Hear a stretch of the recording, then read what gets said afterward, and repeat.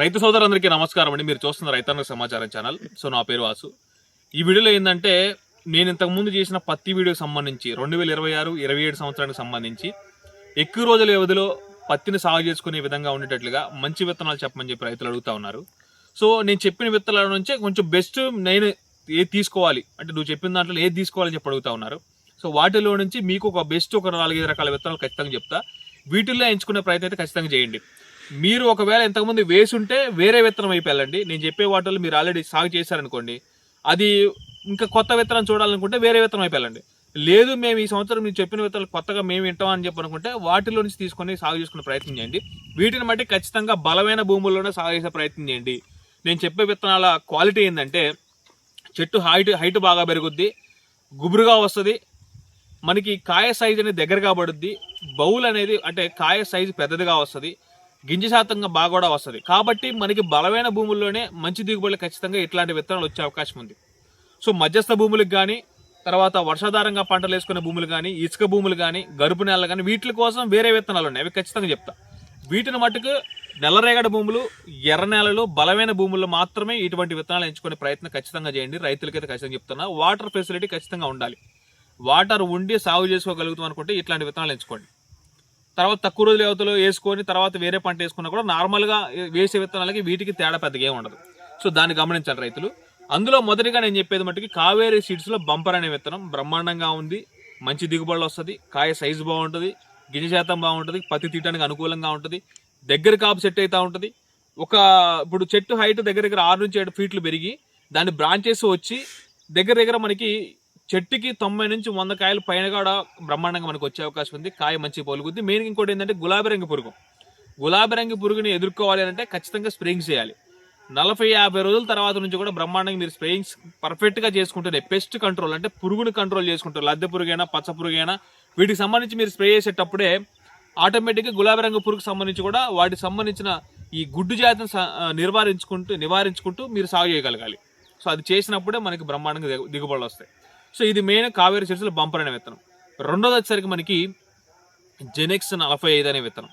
Genex 45 గురించి మీకు ఎంతమందికి వీడియోలో కూడా చెప్పా.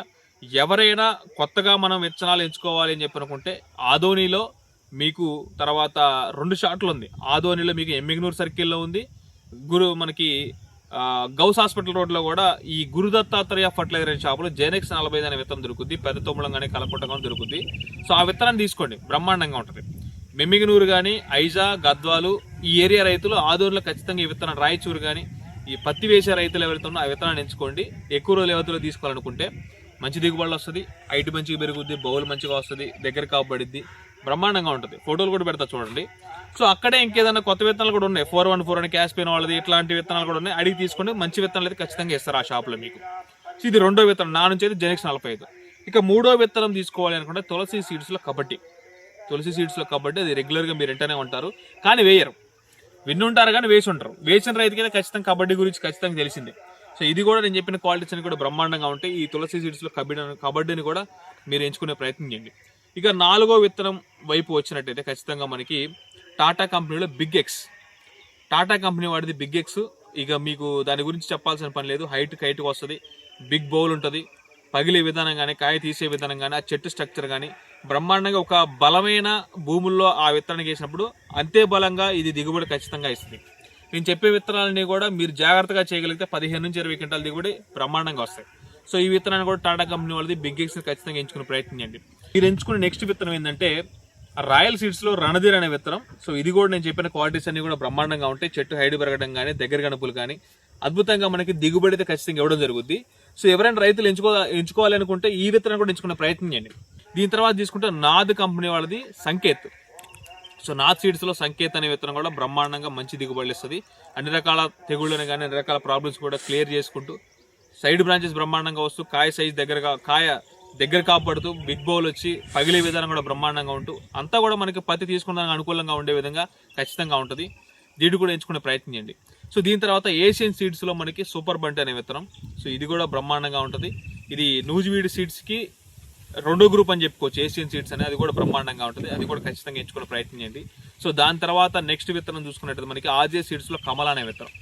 సో ఇది కూడా నేను చెప్పిన క్వాలిటీస్ అన్నీ కూడా బ్రహ్మాండంగా ఉండి బలమైన నెలలు అనుకూలంగా ఉండి ఖచ్చితంగా మనకి ఒక 20 నుంచి 30 క్వింటాల 15 నుంచి 20 క్వింటాల దిగుబడులు ఖచ్చితంగా ఇవ్వగలుగుద్ది.